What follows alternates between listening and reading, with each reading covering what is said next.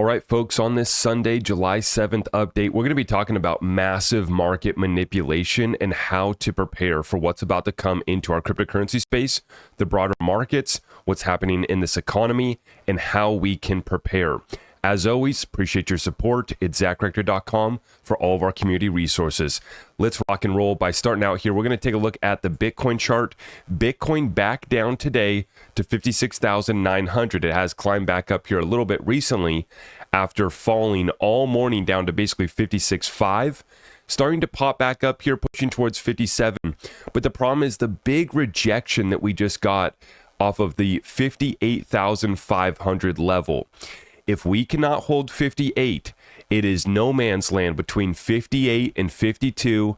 The only reason why we got picked up here is just because how oversold it was. We got picked up at 53.3, but I don't think that we are done. If we can't hold 58, I expect us to break down and eventually tap at the 52,000 level.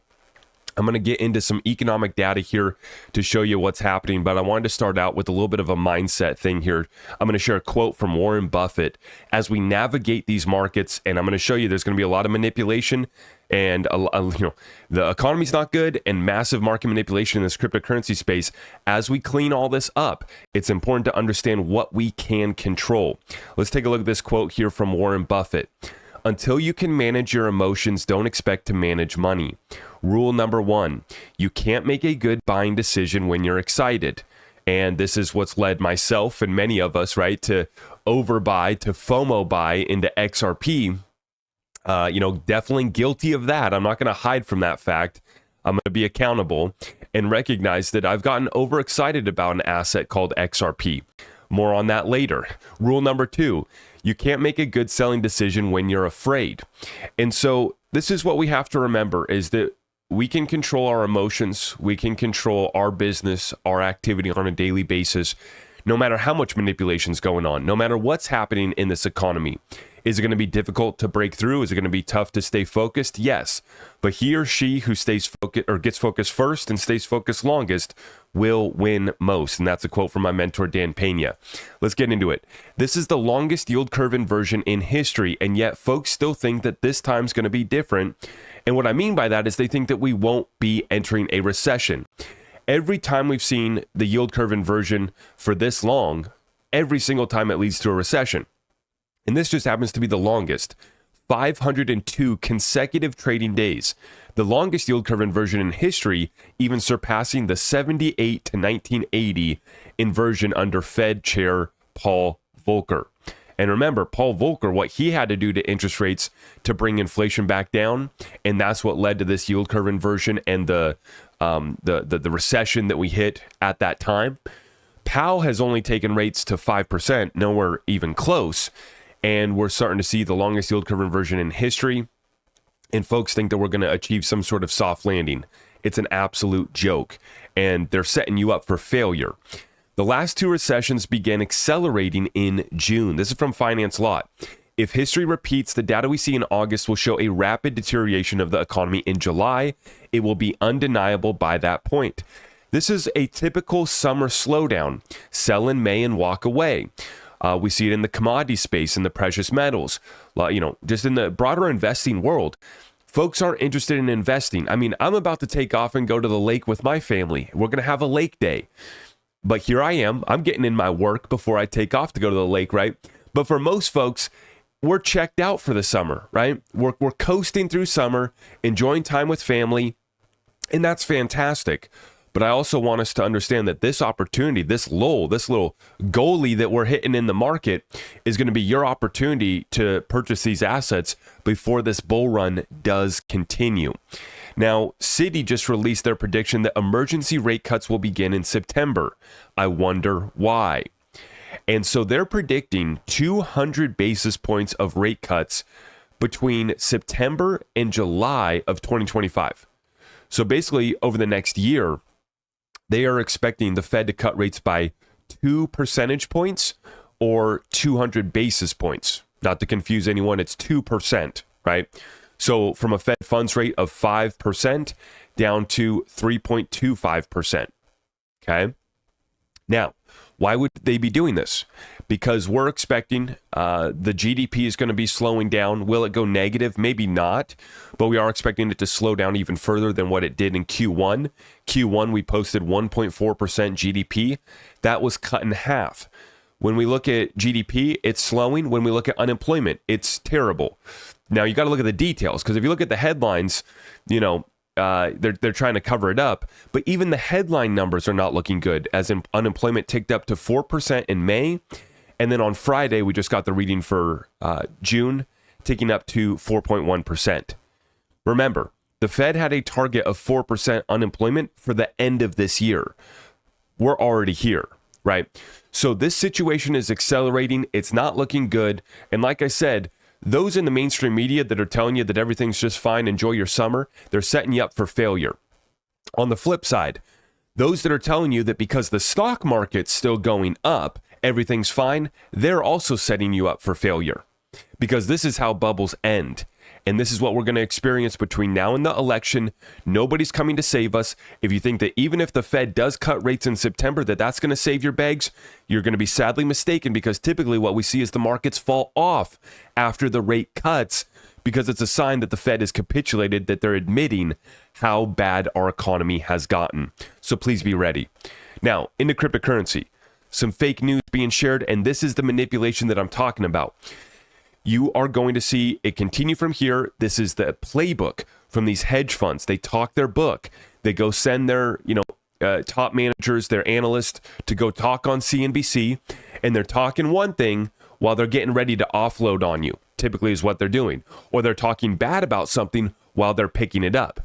And this is what they've been doing for crypto for the past, 10 years, basically, is crypto was this crazy thing. It was this criminal thing. It was this, we have no plan for it, right? While they were loading up. Now that they've loaded up, now they're talking their book, right? Saying that it's going to go to the moon, saying that it's going to go to 100,000 by, August, as they're getting ready to dump on you. And this is what we're seeing. So yesterday, this article came out from coinedition.com. Germany's surprise 111 million Bitcoin buyback. Little buyback, you say? Okay. Well, I read through this, and it was reported we saw some wallet activity that led to this headline coming out. But when we actually analyze this further, what we find out, contrary to the fake news circulated by Bitcoin maxis yesterday, the government did not buy back Bitcoin. Instead, some of their sell orders were not filled, so the unsold Bitcoin was returned to their account. So contrary to what the Bitcoin maxis were pumping out there yesterday, they actually did not buy back Bitcoin. It was just that their unsold Bitcoin was returned to their wallets, and now they're getting ready to sell even more. And this is being shared by bitcoinnews.com. So even a Bitcoin publication is starting to recognize what actually took place in clarifying on this confusion. But guys, this is what we're going to continue to see from here on out, is these governments are going to be talking their book. These hedge funds are going to be talking their book. Wall Street's been talking their book with the rollout of the ETFs, right? Meanwhile, the blockchain doesn't lie, right? The wallet activity that we're observing, that's the truth. So the old saying, trust but verify, that's what we got to live by as we confirm all of this. And you got to remember the incentive that all of these groups have, these governments, these hedge funds, these Wall Streeters, the incentive that they have to talk their book and lie to you. They're not making little trades like us, right? They got billions of Bitcoin to dump. They got billions to play with. And this is how they talk their book time after time again, to bet against you, to dump on you. This is why we make sure that we cut through all of those narratives in the cryptocurrency space, in the broader financial markets, stock market. We cut through all those narratives. Same thing happening with NVIDIA right now. Oh, is the AI deal done? Is there still some left to go? No, there's nothing left in this thing other than to pump it up a little bit further so that the CEOs of these companies can dump billions of dollars worth of shares. Exactly what Jeff Bezos is just trying to do right now as well. It's all the same thing. Now, speaking of big wallets, speaking of the whales, let's take a look at XRP supply. This is from Chad Steingraber. Says very few retail holders today have a large sum of XRP. Most, including all of the accounts here on X, hold a very small amount. Most retail will sell out at $10, the real shakeout. Now, when we look at this little chart right here, this is data collected as of June 19th, 2024, and it shows us that the top 10 largest addresses control roughly 11 billion XRP. Now, 2 of those are Ripple's, 2 of those are Binance, 2 of those are Uphold. Upbit has 8.2% of that supply. Kraken has a bag. We have an unknown wallet with 6.2% and BitBank as well. So it's primarily Ripple and these large exchanges. Now, what's interesting, though, is that Uphold has been added to the on-demand liquidity network. So how much of that XRP is actually available for retail to purchase versus how much is just being put in Uphold wallets for on-demand liquidity? That's my question on that.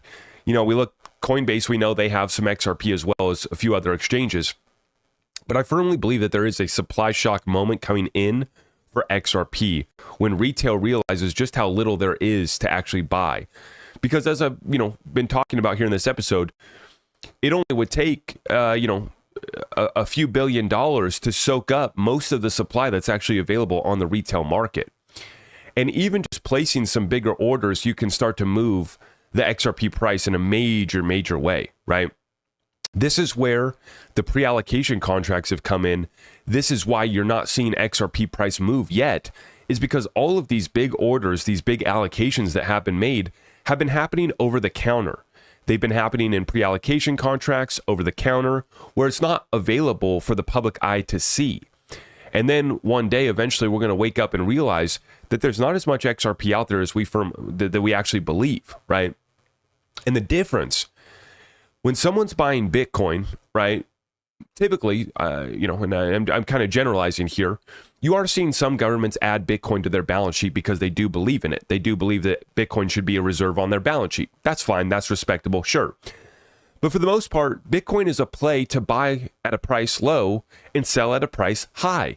That's the end of the story. There is no utility. There is no use, right?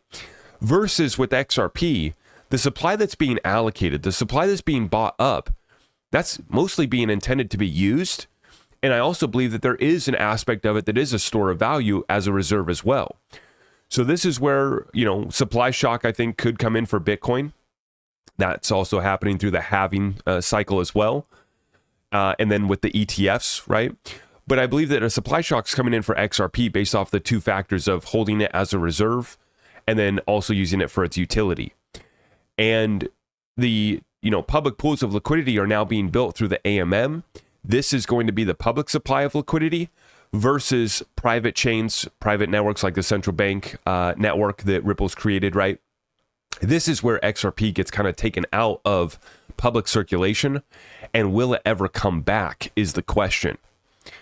And so I firmly believe that this leads to an XRP supply shock down the road at some point when that time comes, maybe not for a few years still. But nonetheless, folks, just watching these moves, watching the manipulation, cutting through all the narratives, and we want to protect ourselves against these narratives that we're being spoon-fed by the mainstream media, by mainstream crypto bros. And we want to be able to cut through all that, position ourselves accordingly, and as we start out this episode sharing the Warren Buffett quote, we want to be able to control our emotions on a daily basis. So while these markets are down, as I shared in my Discord weekly call yesterday, I believe that we're going to see the market bottom out between now and the election. This is your opportunity to scoop up on the low before the bull run continues towards the end of this year into next year. We are not done. You better get prepared. It is coming. And I wish each and every one of you many riches to come over the next year, but we won't be done just after this current bull run. Remember, this space is still going to grow and multiply exponentially over the coming decade. So whatever we achieve this bull run, that's just going to be one step on the journey. We need to prepare ourselves accordingly right now, though. And so if you want to get tapped in with us, you can start by subscribing, hitting that notification bell. If you like our videos, I greatly appreciate it when you tap that thumbs up. And then everything is available at zachrector.com, including our Patreon. If you want to get part of our Patreon Discord community, you can sign up there. And you can join us every Saturday for our Discord weekly calls where I chat with my community privately about what I see taking place in the market, current events, and the moves that I am making. I'm going to take off. We're going to go have a lake day with the family. I greatly appreciate all of you guys. We'll see you in the next one. God bless you all. I am your host, Zach Rector. I really appreciate all of the love and support. If you want to support the channel, just remember that you can start by smashing that thumbs up for me, sharing this content far and wide, and everything else is at my website.